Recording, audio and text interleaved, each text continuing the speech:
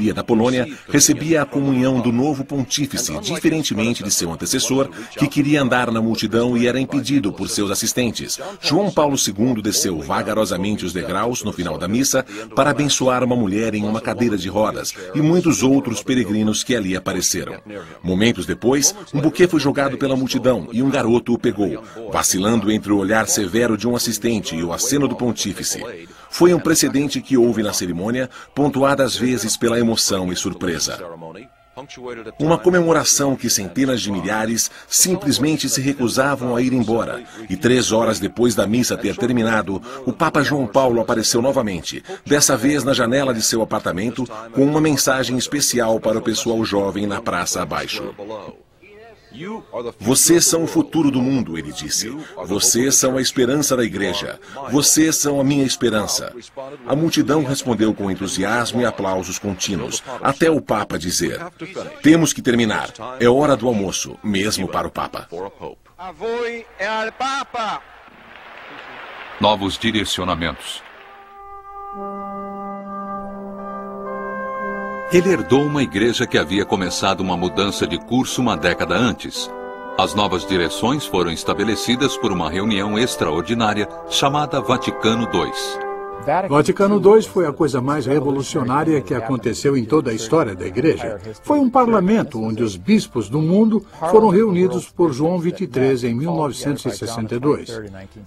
Por 4 anos, 2.200 bispos do mundo inteiro reescreveram uma carta à Igreja, tentando torná-la mais uma igreja de amor e não uma igreja de leis. Entre as mudanças mais visíveis trazidas pelo Vaticano II, os bilhões de católicos no mundo podiam celebrar a missa em sua própria língua além do latim. Eles podiam comer carne às sextas, mas para muitos o afrouxamento das antigas regras foi longe demais. Segundo alguns, a igreja estava infectada com muita liberdade. E aí veio João Paulo II e concordou com essas pessoas que a igreja tinha ido longe demais, que ela estava tendo muita liberdade, e ele tentou ser mais severo. E com isso ele quis dizer uma virada, um enfrentamento. A igreja estava indo para uma direção e João Paulo II indo para outra direção.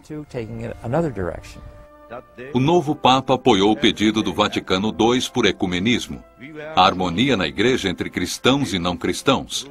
Mas enquanto muitos esperavam mais flexibilidade na doutrina da igreja, o Papa João Paulo não fez nada.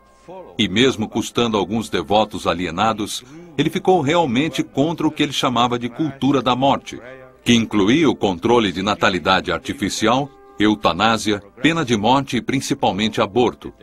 Nesse ponto, ele criticou especialmente os Estados Unidos. Ele conseguiu reunir americanos em uma missa em um estádio de futebol em 1995. Sadly, today a new class of people is being excluded. When the unborn child, a stranger in the womb, is declared to be beyond the protection of society, not only are America's deepest traditions radically undermined and endangered, but a moral blight is brought upon society.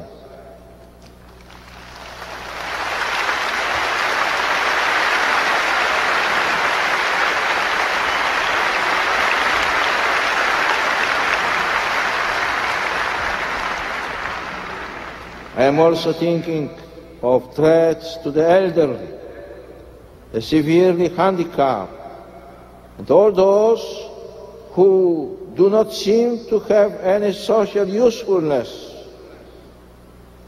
When innocent human beings are declared inconvenient or burdensome, and thus unworthy of legal and social protection, grievous damage is done to the moral foundations of the democratic society community.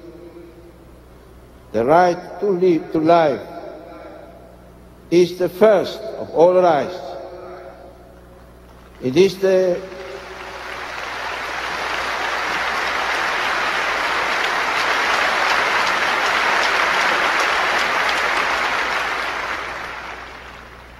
It is the foundation of democratic liberties and the keystone of the edifice of civil society.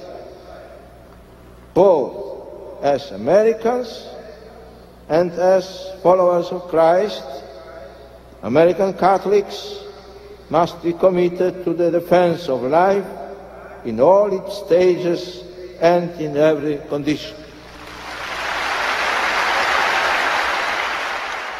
Não reverenciado pelos críticos da esquerda ou da direita, ele confundiu aqueles que tentaram rotulá-lo como conservador ou liberal.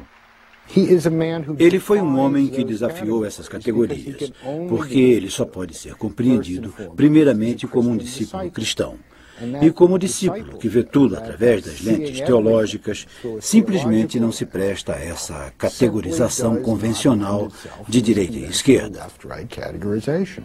Ele insistiu para que seu clérigo também visse as coisas através de lentes teológicas e não de políticas. Acho que ele conseguiu ver uma linha divisória entre religião e partidários políticos. Religião, moralidade, ética têm um grande lugar na política e ele não estava prestes a negar isso. Onde ele riscou a linha estão os partidos políticos. Vendo o trabalho legislativo como muito dividido, ele ordenou que os padres saíssem do governo. Para o padre Robert Drinan, de Massachusetts, significava deixar sua cadeira no Congresso. Como uma pessoa de fé, eu devo acreditar que existe um trabalho para eu fazer que será mais importante que o trabalho que me exigem deixar.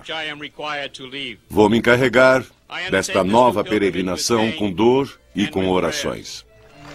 O Papa se ocupou de seus próprios políticos. Era potente e abalou os alicerces do poder mundial. Comunismo. Meses após sua nomeação, João Paulo voltou à Polônia para a primeira viagem papal já feita a um país comunista. Foi quase impossível para o governo polonês comunista dizer ao povo polonês que não podiam receber a visita do Papa. Eles fariam uma revolução se não pudessem ver um Papa polonês na Polônia. Para o comunismo na Polônia, foi o início do fim. Gorbachev me disse, o grande erro do comunismo foi permitir que João Paulo II fosse à Polônia logo após se tornar Papa, porque quando ele foi para a Polônia, isso só uniu o povo da Polônia. 3 milhões de poloneses, 2 vezes a população de Varsóvia, saíram para dar as boas-vindas a ele. A Praça Vitória da cidade se tornou uma catedral a céu aberto para a missa. Entre as testemunhas estava o correspondente da CBS, Tom Fenton. O sermão dele foi tudo o que a multidão estava esperando. Católicos poloneses, vivendo sob o comunismo, estavam acostumados a falar em código e compreendiam alusões feitas. Não tiveram problemas em compreender os desafios do Papa, a um governo que promovia o ateísmo e tinha discriminação contra a Igreja. Cristo, ele disse à multidão que aguardava, não pode ser excluído da história da raça humana em nenhuma época ou nenhum lugar. Isso foi o bastante para a multidão explodir. Muitos aplausos foram dados na praça. O Papa ouviu a resposta emocionada da multidão e ficou comovido. A multidão cantou espontaneamente: "Queremos Deus em nossos livros poloneses. Queremos Deus em nossos livros poloneses." Eu soube naquele momento que tudo havia mudado, que nada seria o mesmo novamente. A visita inspirou os poloneses a se unirem contra o regime comunista. Trabalhadores criaram um movimento independente chamado Solidariedade no ano seguinte. E no comando estava Lech Wałęsa, um jovem eletricista do estaleiro. Solidariedade fez uma greve em Gdansk, local do maior estaleiro da Polônia. Logo toda a nação foi cometida de greves e revoltas. Um ano depois do movimento ter iniciado, já tinham cerca de 10 milhões de associados. Em dezembro de 1981, o governo polonês